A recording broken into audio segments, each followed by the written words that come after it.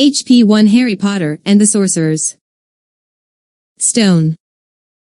Chapter 4. The Keeper of the Keys. Boom. They knocked again. Dudley jerked awake.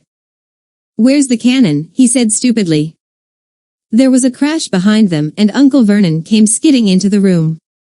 He was holding a rifle in his hands. Now they knew what had been in the long, thin package he had brought with them. "Who's there?" he shouted. "I warn you, I'm armed." There was a pause. Then smash.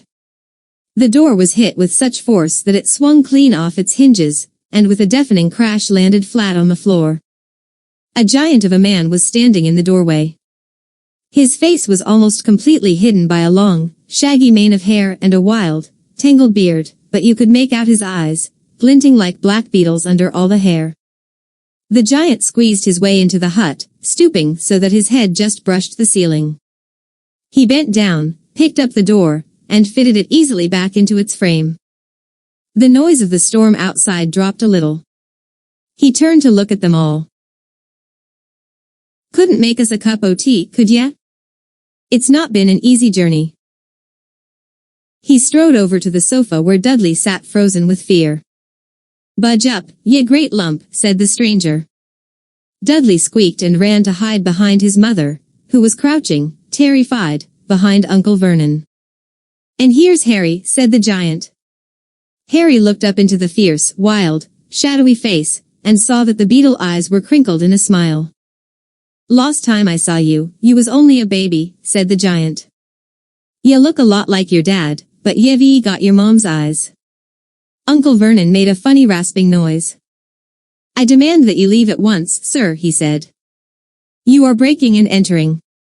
"Ah, shut up, Dudley, ye great prune," said the giant. He reached over the back of the sofa, jerked the gun out of Uncle Vernon's hands, bent it into a knot as easily as if it had been made of rubber, and threw it into a corner of the room.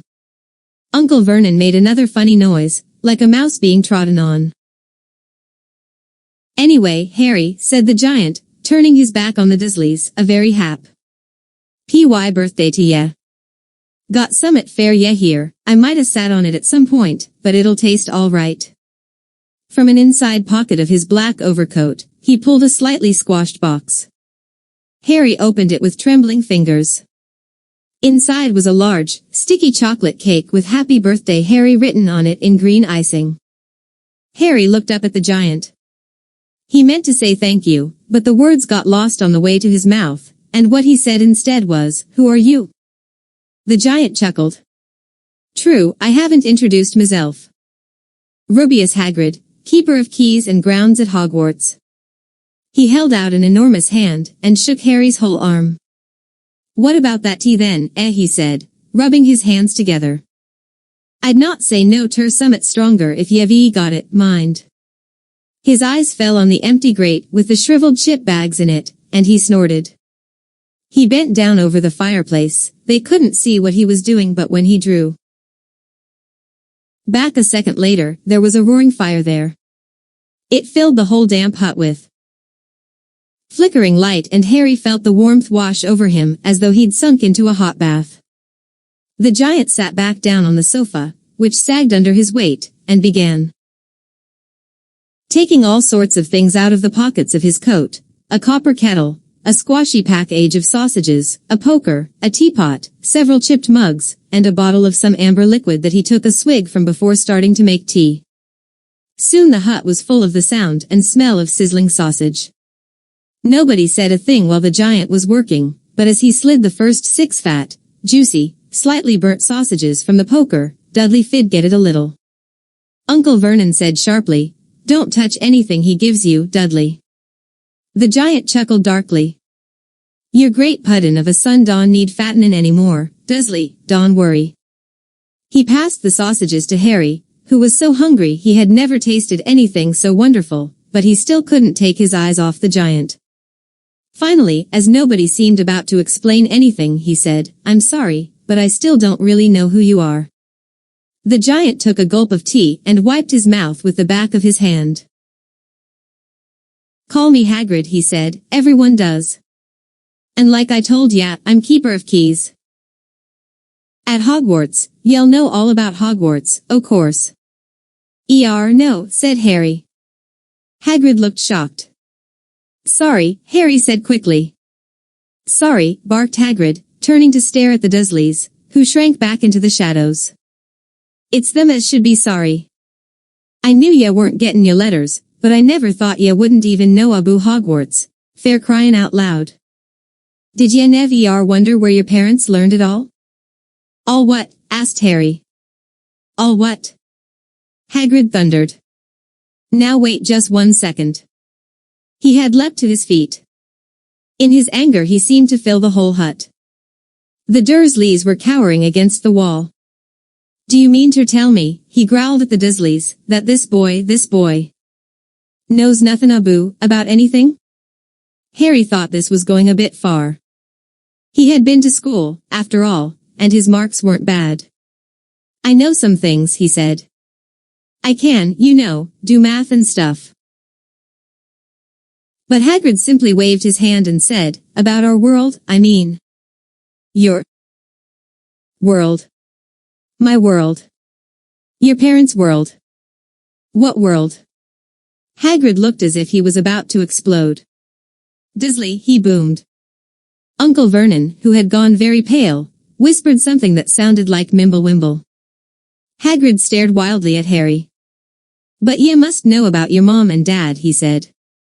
I mean, they're famous. You're famous. What? My mom and dad weren't famous, were they? Ye don't know. Hagrid ran his fingers through his hair, fixing Harry with a bewildered stare. Ye don't know what ye are, he said finally. Uncle Vernon suddenly found his voice. Stop, he commanded.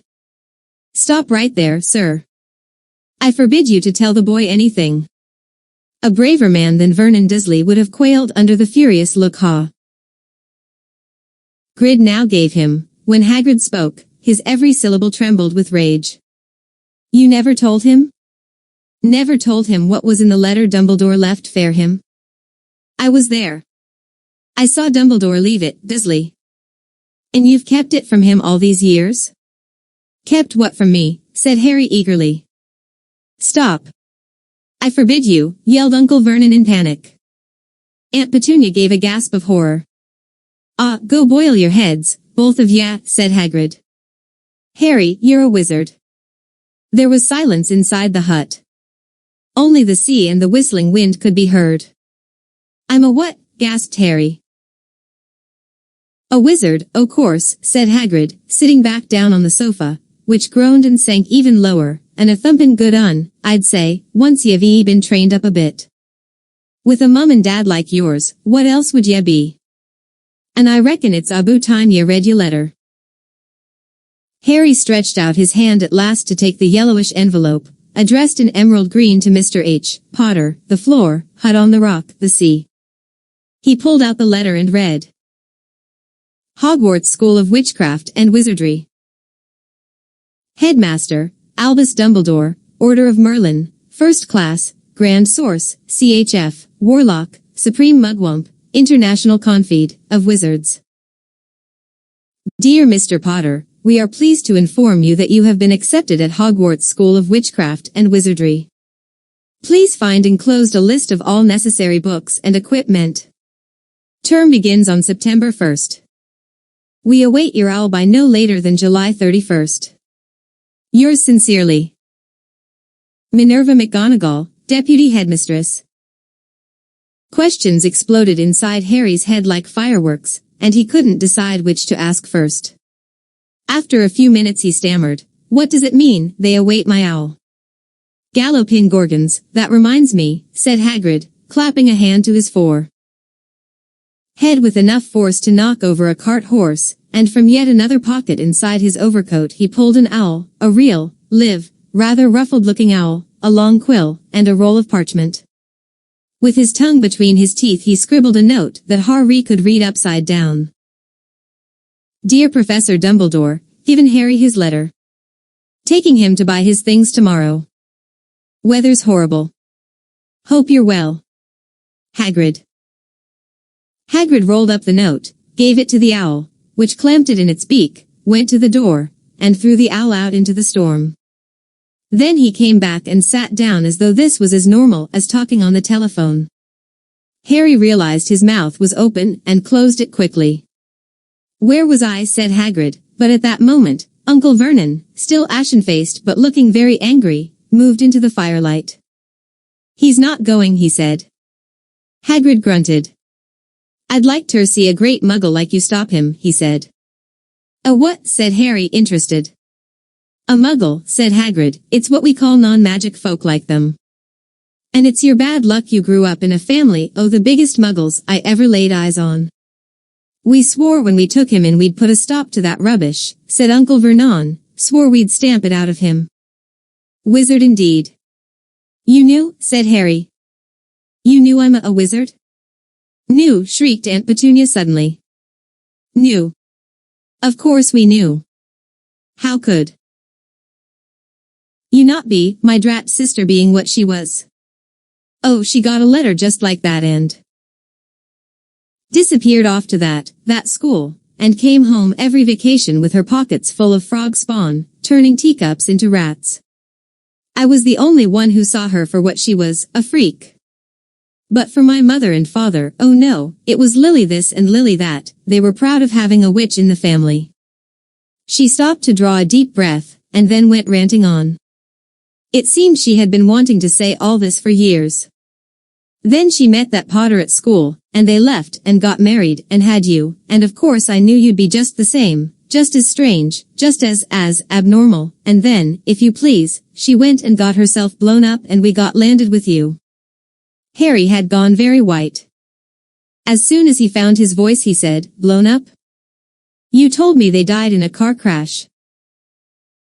"Car crash," roared Hagrid, jumping up so angrily that the Dursleys scuttled back to their corner.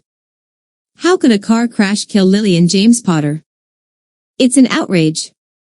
A scandal. Harry Potter not knowing his own story when every kid in our world knows his name." "But why? What happened?" Harry asked urgently. The anger faded from Hagrid's face. He looked suddenly anxious. "I never expected this," he said, in a low, worried voice. "I had no idea, when Dumbledore told me there might be trouble getting hold of ya, how much ya didn't know. Ah, Harry, I don't know if I'm the right person to tell ya, but someone's gotta, ya can't go off to Hogwarts not knowin'. He threw a dirty look at the Dursleys. "Well, it's best ya know as much as I can tell ya, mind, I can't tell ya everything, it's a great mystery, parts of it." He sat down, stared into the fire for a few seconds, and then said, "It begins, I suppose, with a person called, but it's incredible ya don't know his name, everyone in our world knows, who?" "Well, I don't like saying the name if I can help it." "No one does." "Why not?" "Gulpin gargoyles, Harry, people are still scared." "Blimey, this is difficult. See, there was this wizard who went bad. As bad as you could go. Worse. Worse than. Worse. His name was."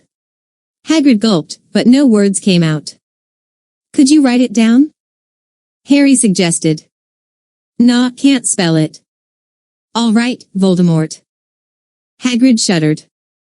"Don't make me say it again." Anyway, this wizard, about 20 years ago now, started looking fair followers. Got 'em too, some were afraid, some just wanted a bit o' his power, 'cause he was getting himself power, all right. Dark days, Harry. Didn't know who to trust, didn't dare get friendly with strange wizards or witches, terrible things happened. He was talking over. Course, some stood up to him, and he killed 'em. Horribly. One o' the only safe places left was Hogwarts. Reckon Dumbledore's the only one you know who was afraid of. Didn't dare try talking the school, not just then, anyway. Now, your mum and dad were as good a witch and wizard as I ever knew. Head boy and girl at Hogwarts in their day. Suppose the mystery is why you know who never tried to get 'em on his side before, probably knew they were too close to Dumbledore to want anything to do with the dark side. Maybe he thought he could persuade M, maybe he just wanted M out of the way.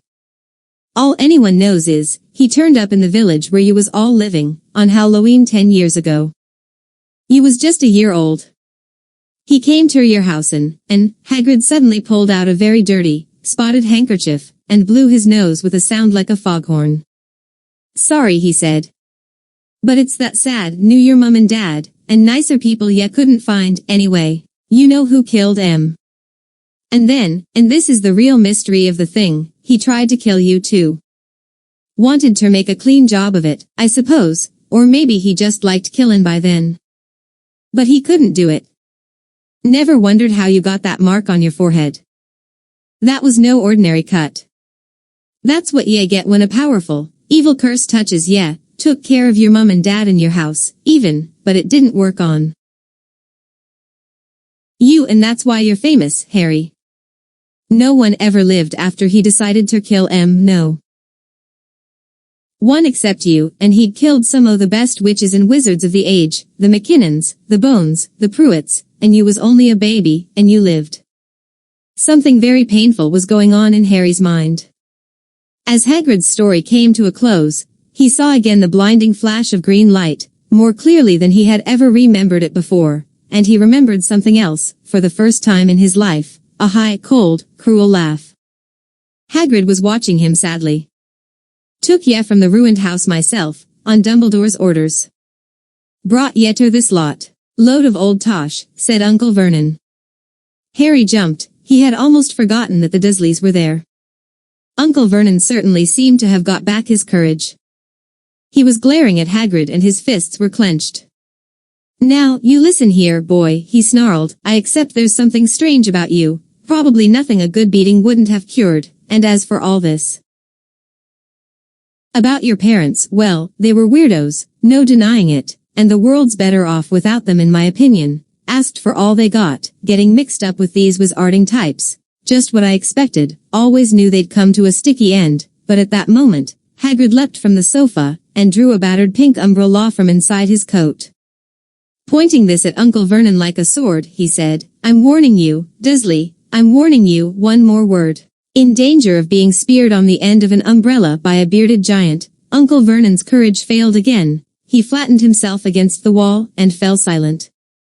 That's better, said Hagrid, breathing heavily and sitting back down on the sofa, which this time sagged right down to the floor. Harry, meanwhile, still had questions to ask, hundreds of them. But what happened to Valdash? Sorry, I mean, you know who. Good question, Harry. Disappeared. Vanished.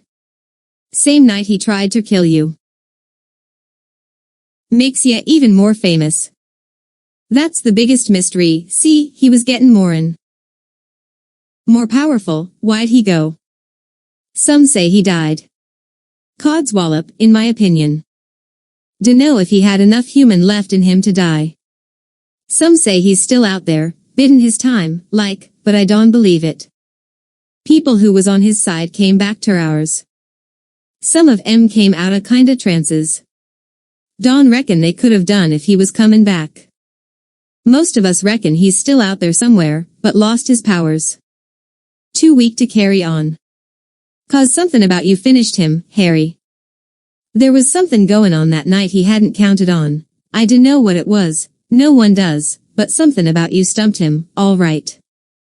Hagrid looked at Harry with warmth and respect blazing in his eyes, but Harry, instead of feeling pleased and proud, felt quite sure there had been a horrible mistake. A wizard? Him? How could he possibly be? He'd spent his life being clowed by Dudley, and bullied by Aunt Petunia, and Uncle Vernon. If he was really a wizard, why hadn't they been turned into warty toads every time they'd tried to lock him in his cupboard? If he'd once defeated the greatest sorcerer in the world, how come Dudley had always been able to kick him around like a football? Hagrid, he said quietly, I think you must have made a mistake. I don't think I can be a wizard. To his surprise, Hagrid chuckled. Not a wizard, eh? Never made things happen when you was scared or angry. Harry looked into the fire. Now he came to think about it. Every odd thing that had ever made his aunt and uncle furious with him had happened when he, Harry, had been upset or angry. Chased by Dudley's gang, he had somehow found himself out of their reach. Dreading going to school with that ridiculous haircut, he'd managed to make it grow back. And the very last time Dudley had hit him, hadn't he got his revenge, without even realizing he was doing it?